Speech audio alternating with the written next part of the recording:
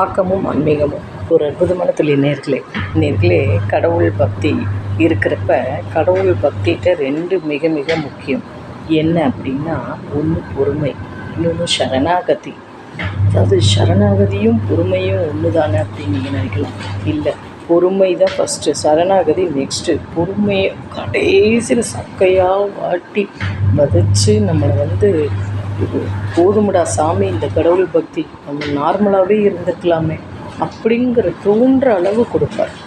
அதாவது சோதனை, அந்த சோதனையிலேருந்து நம்ம மீண்டு வரணும் பொறுமையாக. அதுக்கப்புறம் தான் சரணாகதி கடைசி தான். அது கிஃப்ட்டு கடவுள் கொடுக்குற. அடுத்த பொறுமையாக இருந்ததுக்கு கடவுள் கொடுக்குற கிஃப்ட்டு தான் சரணாகதி. அது கண்டிப்பாக. அப்போ ஒரு சமயம் ஒரு ஏழை நபர் கோவிலுக்கு போகிறார். இந்த விக்கிரகத்துக்கு முன்னாடி, பெருமாள் முன்னாடி வேண்டுறப்ப கீழே அதாவது கீழே இல்லை, அந்த கல்வெட்டில் இப்படி படிக்கிறத பார்க்குறார்.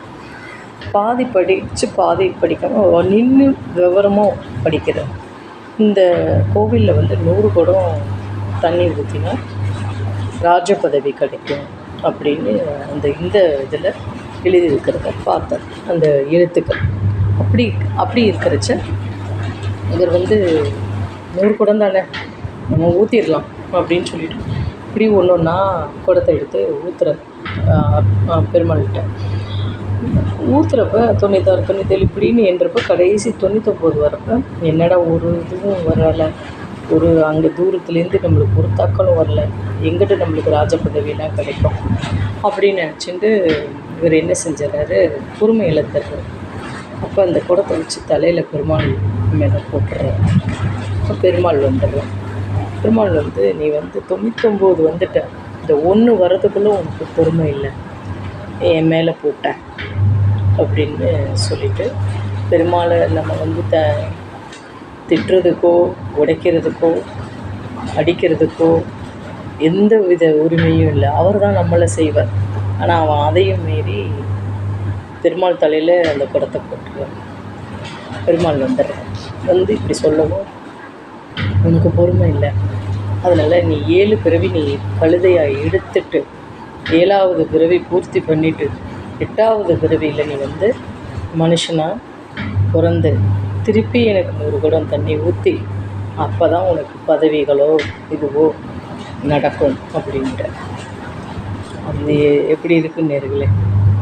அதாவது பொறுமை மிக மிக மிக மிக முக்கியம். வார்த்தையில் நம்ம பல அர்த்தம் கண்டுபிடிக்கலாம். கண்டிப்பாக பெருமாள் 7 பிறவி திருப்பி எடுக்க சொல்லிட்டார், கழுதையாக பிறக்க சொல்லிட்டார். அதுக்கப்புறம் மனுஷனாக பிறந்து திருப்பி 100 குடம் தண்ணி கொடுத்து, அதாவது 100 குடம் தண்ணி எடுத்து அபிஷேகம் பண்ணி அதுக்கப்புறம் தான் அவருக்கு எல்லாம்.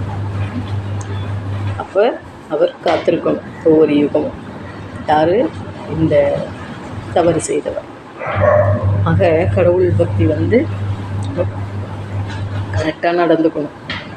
கரெக்டாக ஏதாவது என்ன சொல்லலாம், இது நம்மளால் செய்ய முடியும், இது நம்மளால் செய்ய முடியாது அப்படிங்கிற ஒரு நம்ம வரைமுறையில் வச்சுக்கணும்.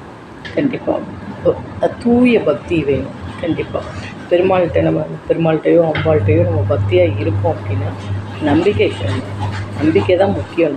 நமஸ்காரம்.